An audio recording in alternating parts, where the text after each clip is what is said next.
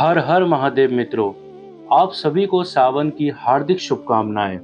आज 4 जुलाई 2023 से शिवजी की आराधना का महापर्व शुरू हो रहा है। इस वर्ष सावन 58 दिनों का होगा, यानी शिवजी की पूजा पाठ और भक्ति के लिए सावन का महीना 2 माह का होगा। 4 जुलाई से सावन का पवित्र महीना शुरू होकर 31 अगस्त तक चलेगा। इस दौरान 18 जुलाई से 16 अगस्त तक अधिक मास रहेगा। इसी कारण इस वर्ष सावन का महीना 2 महीनों का होगा। धार्मिक मान्यताओं के अनुसार देवशयनी एकादशी से लेकर देव उठनी एकादशी तक भगवान विष्णु योग निद्रा में होते हैं। ऐसे में सृष्टि का संचालन भगवान शिव के हाथों में रहता है। अधिक मास के चलते इस बार चतुर्मास 4 के बजाय 5 महीनों का होगा। सावन का महीना भगवान शिव को बहुत ही प्रिय होता है। हिंदू पंचांग के अनुसार सावन का महीना 5वां महीना होता है। 8 सोमवार के साथ 2 माह चलेगा सावन का महीना। सावन माह के महीने का समापन 31 अगस्त को होगा। मित्रों, आज मैं आपको बताता हूँ कि भगवान शिव को क्यों इतना प्रिय है श्रावण का महीना।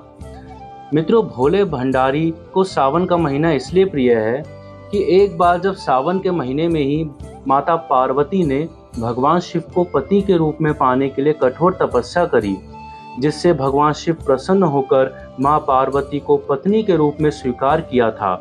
सावन के महीने में शिवलिंग का जलाभिषेक और रुद्राभिषेक का विशेष महत्व होता है। पूरे सावन महीने के दौरान हर दिन शिव जी की उपासना करने पर सभी तरह की मनोकामना पूर्ण होती हैं। मित्रों, सावन के महीने में सोमवार के व्रत, मासिक शिवरात्रि और कांवड़ यात्रा का विशेष महत्व होता है। मित्रों, अब मैं बताता हूँ आपको कि सावन मास में शिव जी को क्या अर्पित करें और क्या नहीं। सावन का महीना भगवान शिव जी की पूजा आराधना के लिए समर्पित होता है। इस महीने में शिव मंदिर में भक्तों की काफी भीड़ देखने को मिलती है। शिव जी को प्रसन्न करने के लिए सावन के महीने में जल, बेलपत्र, फल फूल, धतूरा, भांग, चंदन, शहद, भस्म और जनेऊ भी जरूर चढ़ाएं। वहीं दूसरी तरफ शिव पुराण के अनुसार भगवान शिव को कुछ चीजें नहीं चढ़ानी चाहिए, जैसे केतकी के फूल, तुलसी दल, हल्दी, शंख जल, सिंदूर, कुमकुम, नारियल और टूटे हुए चावल नहीं चढ़ाने चाहिए। मित्रों, हमारे उत्तराखंड में इस महीने श्रावण मास में हरेला पर्व भी मनाया जाता है। आज मैं आपको हरेले पर्व के बारे में कुछ अपनी लोक संस्कृति और अपने अध्ययन के माध्यम से कुछ बातें बताना चाहता हूँ। मित्रों, सुख समृद्धि और खुशहाली का पर्व हरेला मूल रूप से देवभूमि उत्तराखंड राज्य के कुमाऊं क्षेत्र में हर्षोल्लास के साथ मनाया जाने वाला पर्व है। हरेला सूर्य के मिथुन राशि से कर्क राशि में प्रवेश के कारण उत्पन्न कर्क संक्रांति के कारण मनाया जाता है तथा कैलेंडर के अनुसार सावन मास का आगमन भी माना जाता है। मित्रों, हरेला पर्व का अर्थ होता है हरियाली। इस ऋतु के प्रवेश के दौरान पूरी प्रकृति हरी भरी दिखने के साथ साथ खूबसूरत लगती है।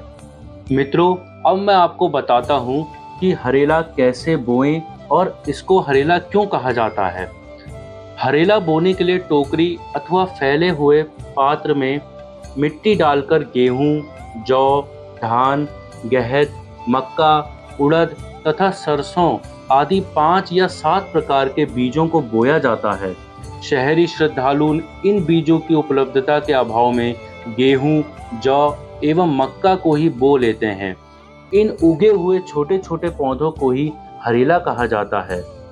इसके बाद कर्क संक्रांति अर्थात हरेले के दिन इन बोए हुए अनाजों के अंकुरित पौधों को परिवार के सदस्यों द्वारा शिरोधार्य किया जाता है।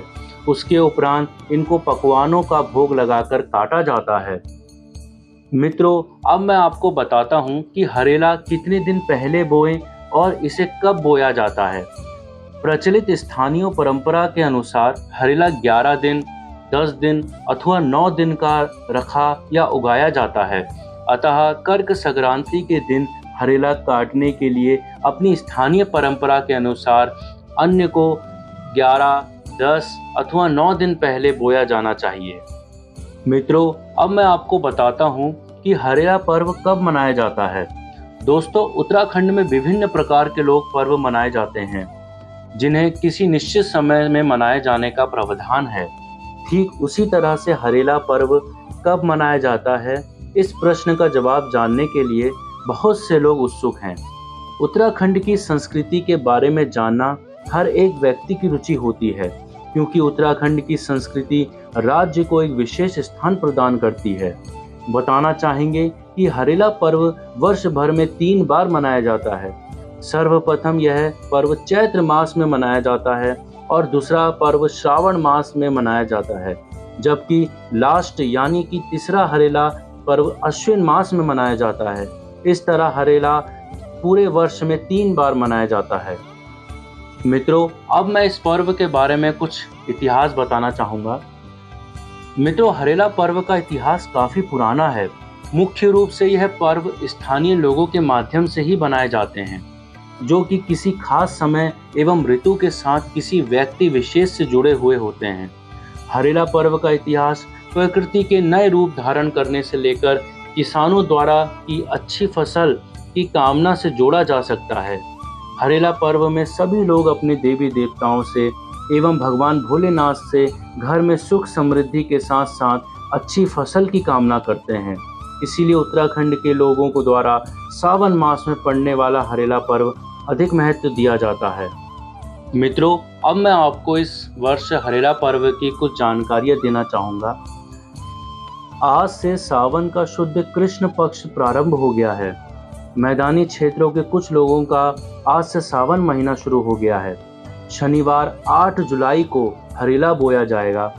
जिनका हरेला 11वें दिन कटता है, वे हरेला शुक्रवार 7 जुलाई को बोएंगे, और जिनका हरेला 9वें दिन कटता है, वे लोग रविवार 9 जुलाई को हरेला बोएंगे, और सोमवार 17 जुलाई को हरेला काटा जाएगा। और इस तरह सावन का सौर मास पर्वतीय क्षेत्रों में प्रारंभ हो चुका है। मित्रों, अब मैं आपको हरेला पर्व पर गाए जाने वाले लोकप्रिय गीत के बारे में बताने जा रहा हूँ, जिसकी कुछ पंक्तियाँ मैं पढ़ता हूँ। जी राया जागी राया, यो दिन यो महन के नित नित भेंट न रया। दुब जस पगुर जया, धरती जस चकाओ, आकाश जस उच्च है जया। शिव जस तराना है, जो स्व जस बुद्धि है जया। हिमालय में हूँ छन तक, गंगा में पानी छन तक, जी राया जागी राया। मित्रों, इसका अर्थ होता है तुम जीते रहो और जागरूक बने रहो। हरेले का यह दिन बार बार आता रहे। आपका परिवार धूप की तरह पनपता रहे।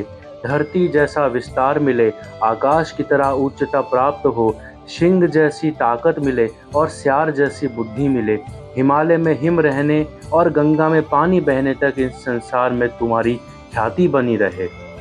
मित्रों, अगर आपको ये जानकारी अच्छी लगी हो तो मेरे वीडियो को लाइक ज़रूर करें, कमेंट में हर हर महादेव ज़रूर लिखें। आशा करता हूँ आप मेरे से ऐसे ही जुड़े रहेंगे और देवभूमि की जानकारियाँ मैं आपके समक्ष ऐसे ही प्रस्तुत करते रहूँगा। आप सभी को नमन, हार्दिक धन्यवाद। हर हर महादेव। जय देवभूमि, जय उत्तराखंड।